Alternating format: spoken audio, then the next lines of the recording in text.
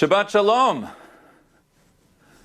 Of all of the stories regarding Park Avenue Synagogue's relationship with the Jewish Theological Seminary, my favorite occurred in 1945 during the tenure of my twice-removed predecessor, Rabbi Milton Steinberg of blessed memory, in a subject to which we shall return soon enough.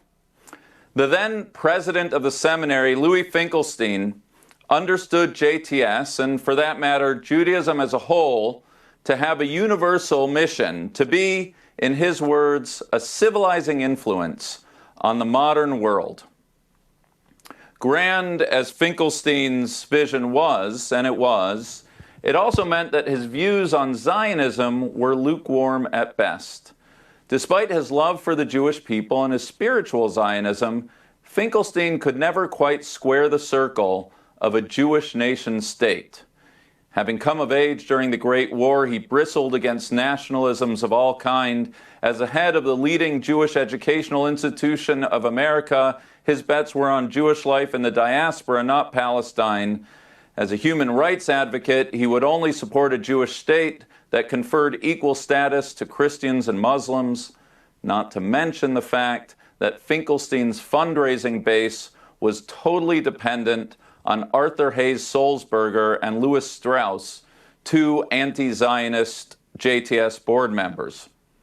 Thus, despite the sentiment of most American Jews at the time, the rabbinical leadership of the conservative movement, and the student body of the seminary itself, Finkelstein stayed firm in his non-Zionism, going so far as to deny the request of the class of 1945 to sing Hatikvah at their commencement. Park Avenue's Rabbi Steinberg, an ardent Zionist, and then at the height of his national profile, would have none of it. He labeled the actions of Finkelstein's non-Zionist associates to be, quote, an expression of the most Judaized and detraditionalized elements in American Jewish life that fed into the hands of the anti-Zionists. Publicly and privately, Steinberg railed against Finkelstein's unenthusiastic support for a Jewish nation, stating, quote, I want Dr. Finkelstein to stop pussyfooting on Zionism. In 1945, Steinberg, together with Rabbi Solomon Goldman, prepared a long list of grievances against Finkelstein, with Finkelstein's non-Zionism implicit in his list of complaints. So aggrieved was Steinberg in 45 that he did the unthinkable. He canceled the annual Park Avenue appeal for the Jewish Theological Seminary, for JTS, and lest there be any doubt, he gave 3 public sermons questioning Finkelstein's power while lashing out at the JTS board as men who are anti-traditionalists, anti-Zionist, and even assimilationist. By 1948, with the establishment of the state, any lingering Zionism, non-Zionism on the part of Finkelstein had become a moot point. By 52, Finkelstein himself was awarding an honorary doctorate to Prime Minister Ben-Gurion. The Steinberg-Finkelstein Park Avenue Seminary exchange, though, looking back, serves as a fascinating snapshot of profound transformations in American Jewish life. Happy Seminary Shabbat. It is exactly 75 years since that dramatic exchange, and not even COVID-19 can stop us from our annual Shabbat publicly affirming the Park Avenue bond to JTS, where I was trained, where so many of our rabbis, cantors, and educators were trained, the institution to which we all owe so much. Last night we heard from Chancellor Arnold Eisen, and tomorrow morning our community will be in Zoom dialogue with the Chancellor on the future of the synagogue, and later this week you'll receive a link in your weekly email asking you to continue your support of the seminary. But this year is not just any year for JTS and PAS. This year is significant because next week we'll celebrate not just the ordination of our cantorial intern, Ariel Green, but also the final commencement of Chancellor Eisen, who's retiring on June 30th after 14 years of leadership. I have no idea who the next chancellor will be. The announcement, I imagine, will happen after graduation by way of a plume of white smoke. So this morning, in honor of the Chancellor and in honor of the seminary, I want to take you through a stroll with me through history, JTS and its leadership, a history which, as you'll come to realize, is altogether relevant for our present and future together. Our story begins with the founding of the seminary in 1886, a time when Reformed German Jewish leaders held sway over American Jewry, and the masses of European Jews had just begun to arrive. In July of 1883, the Reform movement celebrated its ordination of its graduating class with a meal that included clams, crabs, frog legs, and ice cream. A meal which, whether due to intent or oversight, signaled Reform's disdain for traditional Jewish observance. The Treifa banquet, as it came to be called, combined with the movement's Pittsburgh platform, which boldly rejected Mosaic law, catalyzed a group of traditionalists to break away and create the seminary under Sabbato Marias, a more traditional or conservative response to the Reform movement. The arrival of millions of Eastern European Jews only intensified the case statement for a training ground for a modern, American, and traditional rabbinate. JTS limped along for a decade and a half, eventually recognizing the need for inspired leadership. The Romanian-born Solomon Schechter was recruited, then the greatest English-speaking scholar of his day, made famous through his work on the Dead Sea Scrolls. The combination of Schechter's vast rabbinic learning, secular training, and traditional orientation made him the perfect man for his time. Schechter's seminary was not just a bulwark against reform, but also an institution meant to train rabbis who could serve the Americanizing children of immigrants. As Schechter himself once quipped, for a rabbi to be successful in America, he must be able to speak baseball. Schechter, and we'll return to this point, never sought to create a new denomination. His was a broad vision of American Jewry, a shared middle ground, what he called Catholic Israel. Nevertheless, by the time Schechter died in 1915, not only had he assembled a world-class faculty of Jewish scholars, he had seeded the very organizations, the United Synagogue, the Rabbinical Assembly, that would become the arms of what we now know as the conservative movement. Cyrus Adler, the man who would lead the seminary from Schechter's death until 1940, was as significant for what he was not as for what he was. He was not a rabbi, he was not a Jewish scholar, he was not a movement ideologue, and he was not, by all accounts, terribly charismatic.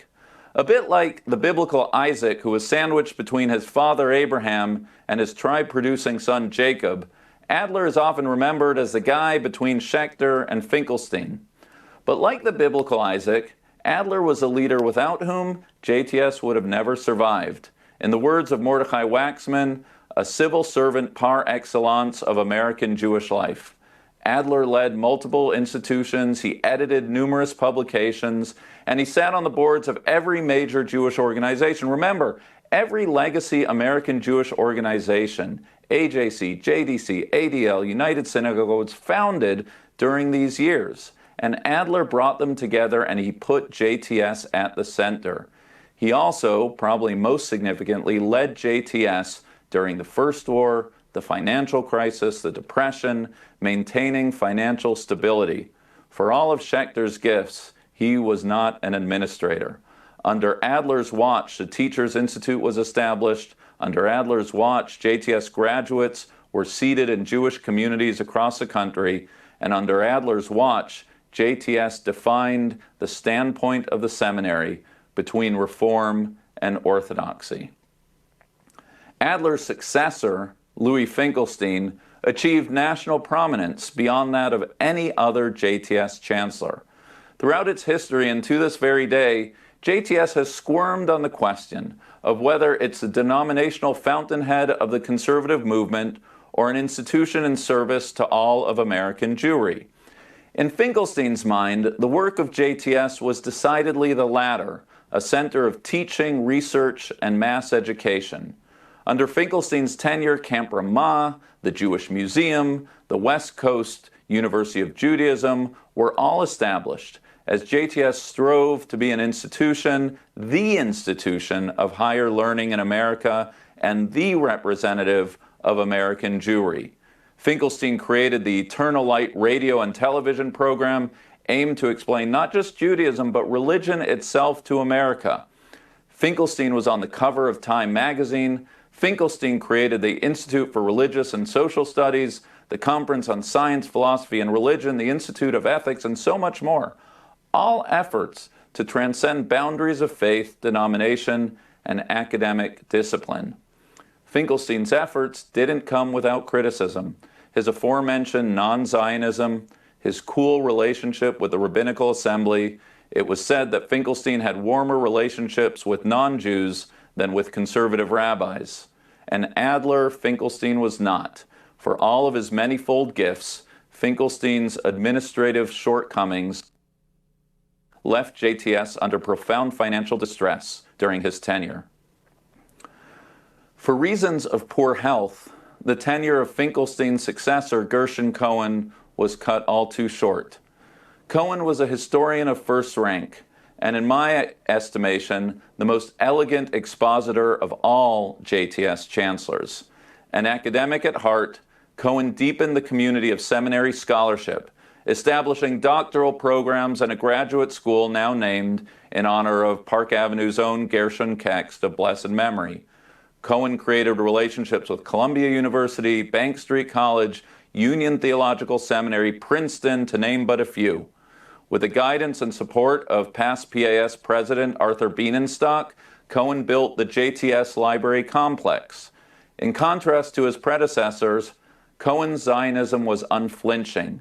He advocated on behalf of Masorti, the conservative movement in Israel, and set in motion the requirement that every rabbinical student study in Jerusalem for a year. Now, of all of Cohen's achievements, he is perhaps remembered most as a chancellor under whose tenure women were ordained as rabbis, a decision for which he and Park Avenue's own Rabbi Judah Nadich, a member of the JTS board, advocated for fiercely. In regard to Ismar Schorsch, the next JTS chancellor, it's a little tricky, because he was my chancellor. I studied under him, and truth be told, I'm so very fond of him that it's difficult to be objective. A scholar of first rank who continues to produce to this day, Chancellor Schorsch, together with Park Avenue's Gershon Cohen, led JTS for some 20 years through a time of heady expansion, turning JTS into a full-fledged university in its finances, its faculty, student body, and otherwise. Schorsch founded and funded the Davidson Graduate School of Jewish Education. Schorsch sought to expand the mission of JTS well beyond Manhattan, expanding its footprint to Israel, and as the Iron Curtain fell, a Moscow-based project, Project Judaica, aimed to cultivate Russian Jewish leadership. In my mind, Schorsch represents the ideal of a scholar mensch, a human being of profound depth, abiding kindness, all the while pushing his students, myself included, to think deeply, passionately, and rigorously for ourselves and for the benefit of the Jewish communities we serve. If it's difficult to assess Schorsch, then all the more awkward to speak about Chancellor Eisen before his tenure even concludes. But what you should know is that aside from being a great scholar and a heck of a good guy, before becoming Chancellor, Eisen published a book called The Jew Within, in which he explored the rise of the sovereign self, a postmodern turn to Jewish identity that prized individualism and personal autonomy. Unlike Schechter, who had to educate immigrant Jews about America, or Finkelstein, who sought to explain Judaism to non-Jews, Eisen understood that JTS had to train leaders to serve an American Jewry in search of personal meaning, for whom denominational lines mattered less, an age of disintermediation, iPhones, and Amazon. It's not surprising that under Eisen's tenure, the JTS budget has shifted away from its graduate schools to its professional schools, with the establishment of a Center for Clinical Pastoral Education, a Center for the Spiritual Arts, and a Center for Ethics and Justice. It's not just that Eisen is leaving with a new building built. His fingerprints are all over that building, an institution aimed to develop spiritual leaders capable of serving the evolving needs of what Eisen calls the vital Jewish center. And all of which, though it took me a while to get there, is precisely my point today. Because if, as Emerson once wrote, every great institution is the lengthened shadow of a single man, then in the case of JTS, it's an institution that can be understood in relation to the 7 men, and they've all been men, who have led it.